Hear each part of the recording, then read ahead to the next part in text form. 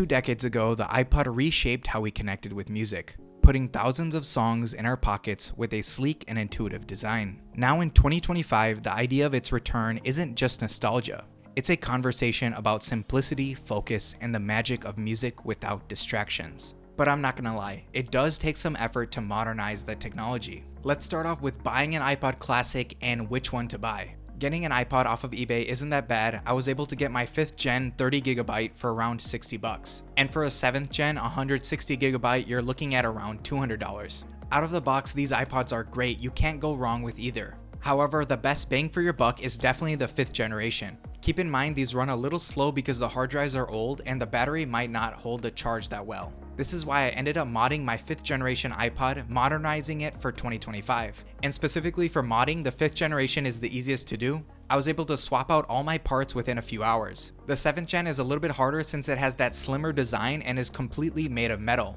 so it's pretty hard to pry open. If you decide to go the modding route, it'll cost you a bit more, but it's not terrible. I used the website Elite Obsolete Electronics, and I wanted to swap out almost everything except the screen. I got a new backplate, faceplate, click wheel, hard drive, and a new battery, totaling up to $142. If you want to save some costs, you could just swap out the hard drive and battery, and that would cost you around $70, and even cheaper if you pick a cheaper hard drive. One thing to note, the hard drive usually just uses a micro SD card, so that's even more cost if you don't have one. I know it might sound scary to mod your own iPod, but trust me, I never modded anything in my entire life, and it wasn't as bad as it looks. That was easy.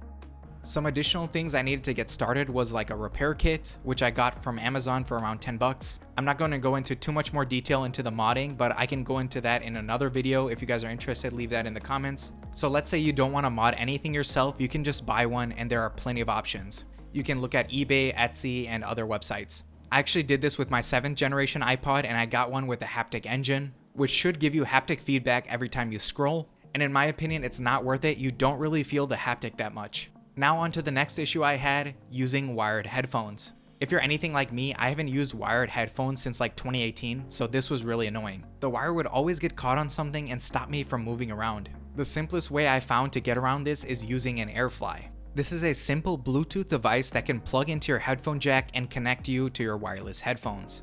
This was super easy to set up with my Bose headphones, and it should also work with AirPods, but I haven't tested it yet. The AirFly was around $30 on Amazon, and another option is the Kokia, which would cost you around $90 on Amazon. I even ordered one to test out, but I still haven't gotten it after 3 weeks, so I wouldn't trust that seller. Other than these external devices, you can solder in a Bluetooth device to your iPod yourself, or just buy a Bluetooth modded iPod. I didn't want to do all that, so I just went with the AirFly. Another problem I didn't see was my music collection. I've been using Spotify literally since it came out on desktop, and I haven't had my own music in years, since probably the late 2000s. Buying music in 2025 honestly is pretty expensive. Each album is costing you around maybe $10. Obviously, like me, you might not want to spend your life savings on all of this music. I'm broke.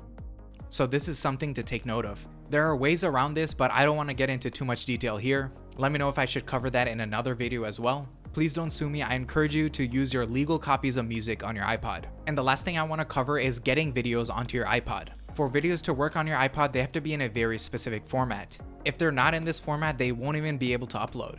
I'll link my GitHub in the description where I have a README on how to format any video to work on the iPod. Thus far, I've only figured it out for the 7th generation, but I'll update it soon with the 5th gen info. It literally took me 3 hours to figure out, since most of the websites that say that they can do this don't work anymore. There are probably other softwares that can do this as well, but I couldn't find any in a reasonable amount of time, so I just decided to do it myself. I hope this didn't scare you off from buying an iPod, but I just wanted to go over every issue that I've dealt with so that your iPod experience can be seamless. But yeah, that's all I got. Like and subscribe for more, and I'm out. Deuces.